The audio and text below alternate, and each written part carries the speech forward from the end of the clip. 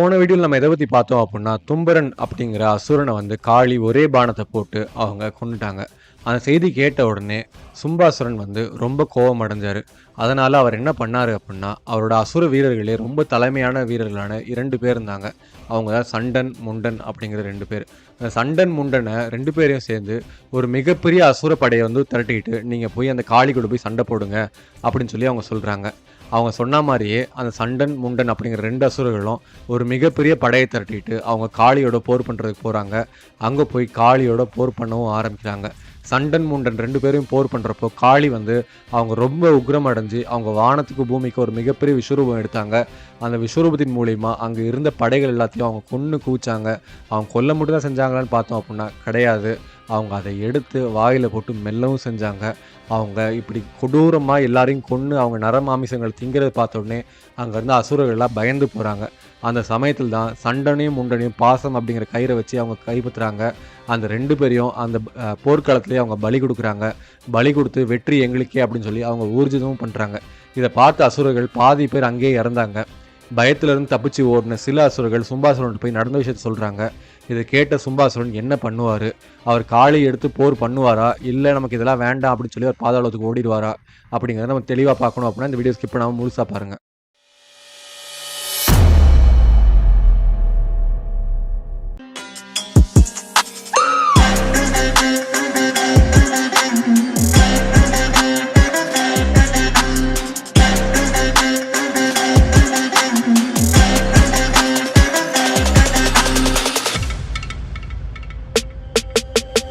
ऐगिरि नन्दिनि नन्दितमेधिनि विश्वविनोदिनि नन्दनुते காளி கூட சண்டை போட்டு போர்க்களத்துல ஜெயிக்க முடியாது அப்படின்னு தெரிஞ்ச உடனே பயத்துல ஓடி வந்த சில அசுரர்கள் நேரா போய் சும்பராஜனை போய் பார்க்குறாங்க. சும்பாசுரனை பார்த்த உடனே அவங்க எல்லாருமே கதறி போய் நிற்கிறாங்க. இவங்களை பார்த்து சும்பாசுரனுக்கு ஒரு பயம் ஏற்படுது. என்னடா இது, இந்த சமயமும் போர்க்களத்துக்கு போன அசுரர்கள் தோல்வி தான் அடைஞ்சாங்களா, என்ன ஆச்சு அப்படிங்கிறது தெரியாம அவர் குழம்பி போய் நிற்கிறாரு. அந்த சமயத்துல அந்த பயந்து ஓடி வந்த அசுரர்கள் சும்பாசுரனை பார்த்து அவங்க அழுதுகிட்டே சொல்றாங்க, அரசே, போர்க்களத்தில் நடந்த விபரீதத்தை நீங்கள் கேட்டீங்க அப்படின்னா தாங்க மாட்டீங்க. கண்டிப்பாக இது வந்து நம்மளை அழிக்கிறதுக்காகவே வந்திருக்கிற ஒரு கொடூரமான பெண் தான் நினைக்கிறேன். அதில் காளி அப்படின்னு ஒரு பெண் இருக்குது. அவள் பார்க்கறதுக்கே கொடூரமாக இருக்கா. அவள் என்ன பண்ணுறா அப்படின்னா, இருக்கிற அசுரர்கள் எல்லாத்துலேயுமே ஈவு இறக்கம் இல்லாமல் எல்லாருமே கொன்று குவிக்கிறா. அது மட்டும் இல்லாமல் வானத்துக்கு பூமிக்கு ஒரு மிகப்பெரிய விஸ்வரூபம் எடுத்து எல்லாரையும் கொன்னவங்க எல்லாத்தையும் வாயில் போட்டு மெல்லவும் செய்கிறா. நம்மக்கிட்ட இருக்கிற 4 படைகளும் வந்து அந்த காளியால் கொல்லப்பட்டு அவள் திங்கவும் செஞ்சா. இதை பார்த்த உடனே நாங்கள் மிரண்டு போயிட்டோம். நரமாமிசத்தை இந்த அளவுக்கு அவங்க விரும்பி திங்கிறாங்க அப்படின்றத பார்த்தாலே நமக்கு வந்து அப்படியே கொடூரமான ஒரு பயம்தான் ஏற்படுது. இதுக்கு மேலே எங்களால் அவங்களை எதிர்த்து போர் பண்ண முடியாது, நாங்கள் ஓடி வந்துட்டோம். அது மட்டும் இல்லாமல் எங்களை வந்து வழிநடத்தி கொண்டு போயிட்டு இருந்த சண்டன், முண்டன் அப்படிங்கிற 2 அசுரர்களையும் வந்து அவரோட பாசத்தால் அவள் பிடிச்சிட்டா.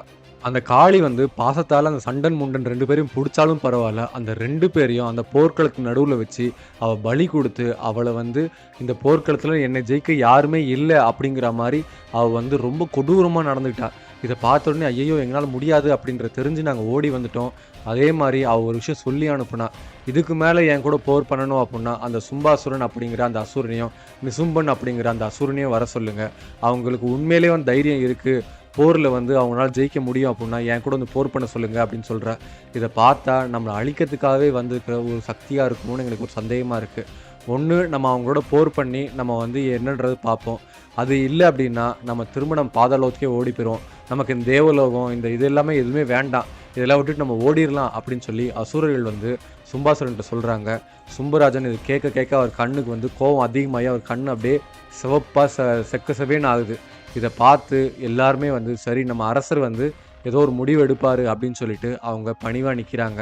சும்பராஜனும் சரி, இதுக்கு மேலே நம்ம அமைதியாக இருந்தால் பத்தாது, இனிமேல் நம்மளே போருக்கு போனால் சரியாக இருக்குன்னு சொல்லிட்டு அவர் முடிவெடுக்கிறாரு. அந்த சமயத்தில் தான் அவரோட தம்பியான நிசும்பன் சொல்கிறாங்க, அண்ணா நம்ம இந்த சமயத்தில் போருக்கு போக வேணாம்.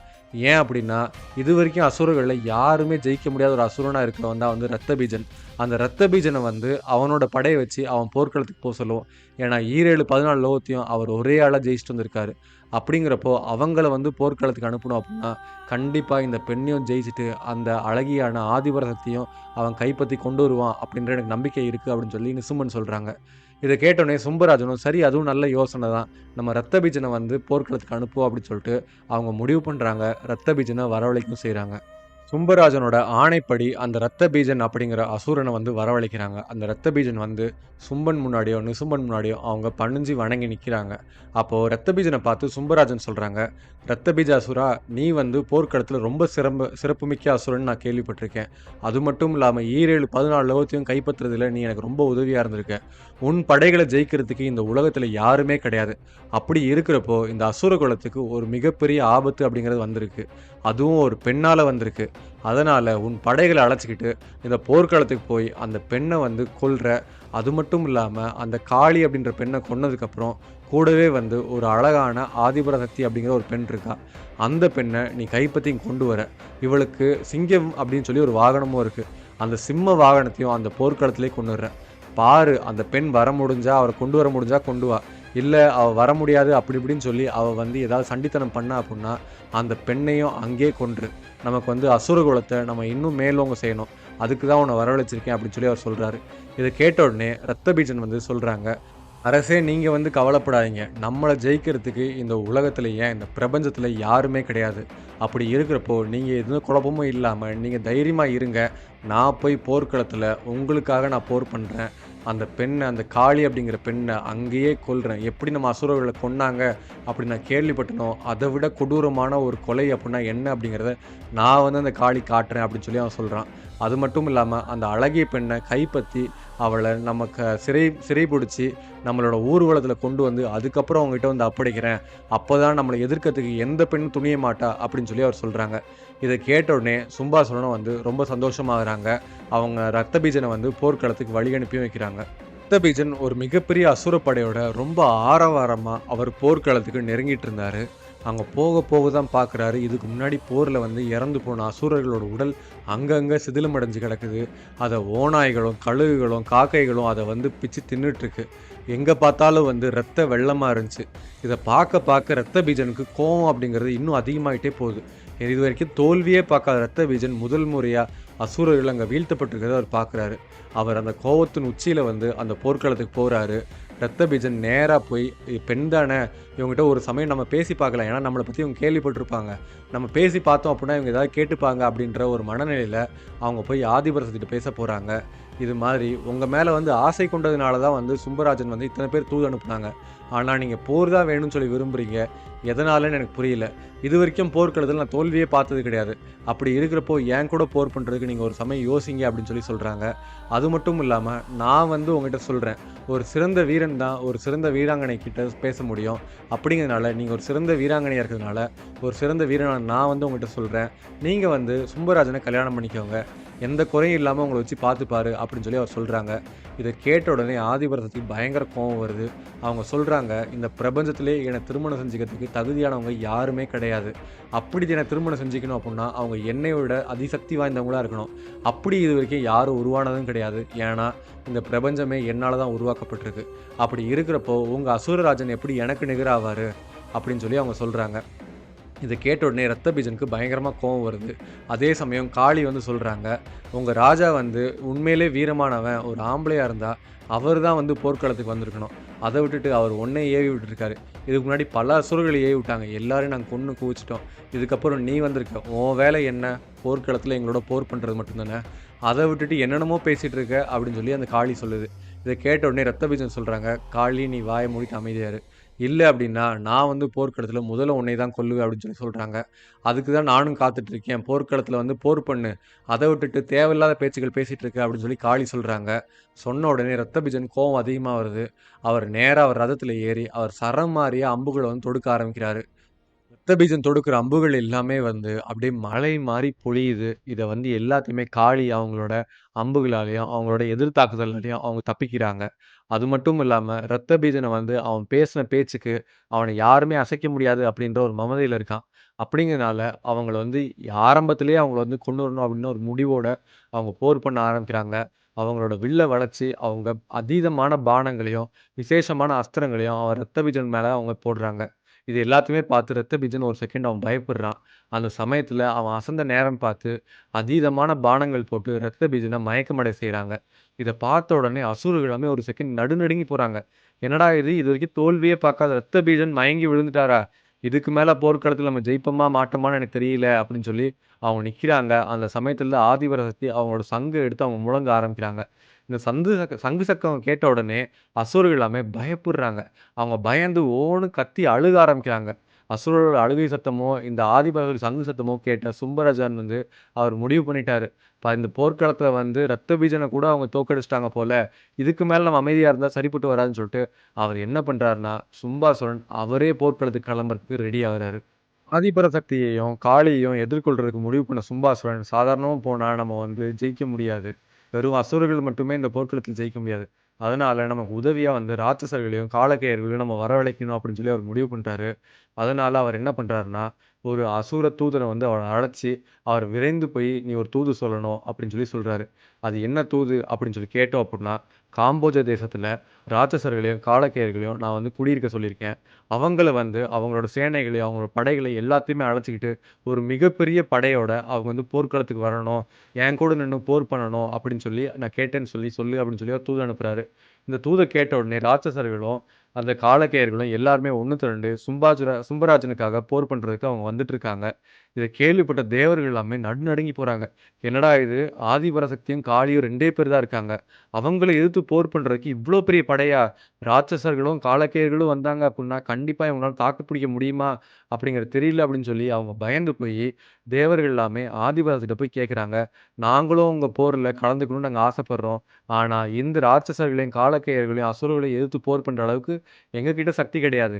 எங்களுக்கு நீங்க சக்தி குடுத்தீங்க அப்புட்ன்னா, கண்டிப்பா நான் உங்களுக்காக உதவியா போர் பண்ணுவோம் அப்படின்னு சொல்லி அவங்க கேட்கறாங்க. அவங்க கேட்டது மாரியே ஆதிபராசக்தி தேவர்களுக்கு அவங்க சக்திகள பிரிச்சு குடுக்க ஆரம்பிக்கிறாங்க. ஆதிபராசக்தியோட சக்திகள வந்து அதீதமா கிடைச்சதுனால, கிரகிக்க முடியாத தேவர்கள் எல்லாமே வந்து ரொம்ப திணறுனாங்க, கஷ்டப்பட்டாங்க. அந்த சமயத்துல தான் ஒவ்வொரு தேவர்களோட உடல்ல இருந்தும் தனித்தனி பெண் சக்தி அப்படிங்கிறது வெளிப்பட ஆரம்பிச்சது. அப்படி அது நெறைய பெண் சக்திகள் வெளிப்பட்டுச்சு. அதுல சில பேர் யாரு அப்புட்ன்னா, முதல்ல வந்து பிரம்மதேவனோட உடல்ல இருந்து ஒரு பெண் சக்தி வெளிப்பட்டுச்சு. அது வந்து ஒரு பெண் அன்னம் அப்படின்ற ஒரு பெண் அன்னப்பறவையோட வாகனமா கொண்டிருந்துச்சு. அது பிரம்மன போலவே கையில ஜெபமாலையும், கமண்டலமும் ஏந்தி இருந்துச்சு. அந்த பெண்ணுக்கு வந்து பிராமணி அப்படின்ற பேரும் வச்சாங்க. அதுக்கப்புறம் விஷ்ணுவோட உடல்ல இருந்து வெளிப்பட்ட ஒரு பெண் சக்தி வந்து கருடாதி ரூபியா அவங்க வந்து விஷ்ணுவ போலவே சங்கு சக்கரம், கதாயுதம் இது எல்லாமே வச்சிருந்து விஷ்ணுவ போலவே ரொம்ப அழகா இருந்தாங்க. அவங்களுக்கு வைஷ்ணவி அப்படின்ற பேரும் இருந்துச்சு. அதுக்கப்புறம் ருத்ரன்ட்ட இருந்து வெளிப்பட்ட ஒரு பெண் சக்தி வந்து நந்திய போலவே ஒரு வாகனம் வச்சிருந்தாங்க. அது பார்க்கறதுக்கு ஒரு வெள்ளை காளை மாடா இருந்துச்சு. அதுக்கு அந்த பெண் சக்தியோட கையில பார்த்தோம் அப்புட்ன்னா, திரிசூலம் ஆயுதம் ஏந்தி, அவங்க சிவன போலவே பிறைசந்திரன சூடி, சர்ப்பங்கள் எல்லாமே வந்து ஆபரணமா அணிஞ்சிருந்தாங்க. அவங்களுக்கு மகேஸ்வரி அப்படின்ற ஒரு பேரும் குடுத்திருந்தாங்க. அதுக்கப்புறம் போர மட்டுமே விரும்பக்கூடிய போர்க்கடவுளான முருகன் கிட்ட இருந்து ஒரு பெண் சக்தி வெளிப்பட்டுச்சு. அந்த பெண் சக்தி முருகன போலவே மயில வாகனமா கொண்டிருந்துச்சு. அந்த சக்தி கையில பார்த்தோம் அப்புட்ன்னா, சக்தி ஆயுதம் அப்படிங்கிற ஒரு விசித்திரமான ஒரு ஆயுதம் இருந்துச்சு. அந்த பெண் சக்திக்கு கௌமாரி அப்படின்ற ஒரு பேரும் குடுத்திருந்தாங்க. அதுக்கப்புறம் இந்திரன் கிட்ட இருந்து ஒரு பெண் அப்படிங்கிற ஒரு சக்தி உருவாச்சு. அந்த சக்திக்கு வந்து ஐராவத யானைய வாகனமா கொண்டிருந்துச்சு. இந்திரன் கிட்ட இருந்த வஜ்ராயுதத்த அந்த பெண் சக்தியும் வச்சிருந்துச்சு. அவங்க ஐராவத யானை மேல வந்ததுனால, அவங்களுக்கு ஐந்திரி அப்படின்ற பேரும் குடுத்திருந்தாங்க. ஐந்திரி அப்படிங்கிற பெண் சக்தி வந்து பார்க்கறதுக்கே ரொம்ப அழகா இருந்தாங்க. அவங்க பார்த்த உடனே யார வேணா கவரக்கூடிய அழகு அவங்ககிட்ட இருந்துச்சு. அப்புறம் வராக சக்தி அப்படின்ற ஒரு சக்தி வெளிப்பட்டுச்சு. அது வந்து பார்க்கறதுக்கு பன்றி முகம் கொண்டிருந்ததுனால, அவங்களுக்கு வராகி அப்படின்ற ஒரு பேரும் இருந்துச்சு. அதுக்கப்புறம் நிருதி அப்படின்ற ஒரு தேவர்கிட்ட இருந்து வெளிப்பட்ட சக்தி வந்து பார்க்கறதுக்கு சிம்ம உருவத்தோட இருந்துச்சு. அவங்களுக்கு நரசிம்மி அப்படின்ற ஒரு பேரும் குடுத்தாங்க. இந்த வராகியும், நரசிம்மியும் அவங்க பார்க்கறதுக்கே ரொம்ப கொடூரமாவும், பயம் குடுக்கவங்களா இருந்தாங்க. ஏன் அப்படின்னா, அவங்களோட கண் பார்வையே வந்து அடுத்தவங்கள சுட்டெரிக்கும் விதமா ரொம்ப கூர்மையா இருந்துச்சு. அதுக்கப்புறம் யமன்ட்ட இருந்து ஒரு பெண் சக்தி அப்படிங்கிறது உருவாச்சு. அது வந்து யம சக்தின்னு சொல்லலாம். அவங்க யமன போலவே எரும மாட வாகனமா கொண்டு, எரும மாடு மேல ஏறி தண்டாயுதத்த அவங்க ஆயுதமா ஏந்தி பார்க்கறதுக்கே கோரமா இருந்தாங்க. அவங்களுக்கு வந்து யாமி அப்படின்ற ஒரு பேரும் குடுத்திருந்தாங்க. அதுக்கப்புறம் வருணதேவன்ட்ட இருந்து ஒரு பெண் சக்தி வெளிப்பட்டுச்சு. அந்த பெண் சக்திக்கு வாருணி அப்படின்ற பேரும் குடுத்தாங்க. குபேரன்ட்ட இருந்து வெளிப்பட்ட பெண் சக்திக்கு வந்து கௌபேரி அப்படின்ற பேரும் குடுத்தாங்க. இது மாரி ஆதிபராசக்திக்கு உதவியாவும், காளிக்கு உதவியாவும் பல பெண் சக்திகள் உருவானாங்க. அவங்க எல்லாருமே வந்து ஆதிபராசக்தியோட படை வீரர்களா வந்து அங்க அணிவகுத்து அவங்க நின்னுருந்தாங்க. ராஜனான சிம்பாசுரன் வந்து அவங்க ராட்சசர்களையும் காலகேயர்களையும் மட்டும்தான் உதவிக்கு அழைப்பாங்களா அப்படின்னு சொல்லி யோசிச்சுட்டு இருந்த சமயத்துல தான் வந்து தேவர்கள் வந்து ஆதிபராசக்திக்கு நாங்களும் உதவி பண்ணுவோம், உங்களுக்கு உங்க போர்ல வந்து நாங்களும் உதவி பண்ணுவோம்னு சொல்லி அவங்க முன் வந்ததுனால அவங்க கிட்ட இருந்து வெளிவந்த பெண் சக்தி எல்லாமே வந்து ஆதிபராசக்தியோட படை வீரர்களா வந்தாங்க. எல்லாருமே ஒன்று சேர்ந்து ஆதிபராசக்திக்கு உதவியா அவங்க போர் பண்றதுக்கு நின்னாங்க. இதுவரைக்கும் யாரும் கண்டிராத விதமா பெண்கள் மட்டுமே கொண்ட ஒரு மிகப்பெரிய போர்ப்படையை வந்து ஆதிபராசக்தி அங்க உருவாக்கி வச்சிருந்தாங்க. அசுரர்கள் வரத்துக்காகவும், அசுரர்களை போர்க்களத்துல பந்தாடுறதுக்காகவும் அவங்க எல்லாருமே ரொம்ப வெறியோட காத்துட்டு இருந்தாங்க. இப்பேற்பட்ட ஒரு பெண்களை மட்டுமே கொண்டிருக்கிற இந்த பெண் படை வீரர்களை இந்த சும்பராஜன் வந்து எதிர்கொள்வாரா? அவங்க எதிர்கொண்டாங்க அப்படின்னா அவங்க ஜெயிப்பாங்களா? மாட்டாங்களா? இந்த மகா யுத்தத்துல யாரு வந்து வெற்றி அடைவா? அப்படின்றத பத்தி தெரியணும் அப்படின்னா இதுக்கு அடுத்து வர வீடியோவை கண்டினியூஸா பாருங்க. இந்த மாதிரி சுவாரஸ்யமான புராண கதைகளுக்கு நம்ம ஏல் சேனலை சப்ஸ்கிரைப் பண்ணுங்கள். இந்த வீடியோ பிடிச்சிருந்துச்சுன்னா ஒரு லைக்கை போடுங்க. உங்கள் கருத்துக்கள் என்ன அப்படிங்கிறத கமெண்ட் செக்ஷனில் லீவ் பண்ணுங்கள். அப்படியே மறக்காமல் இந்த வீடியோ உங்கள் ஃப்ரெண்ட்ஸ் அண்ட் ஃபேமிலிக்கு ஷேர் பண்ணுங்கள்.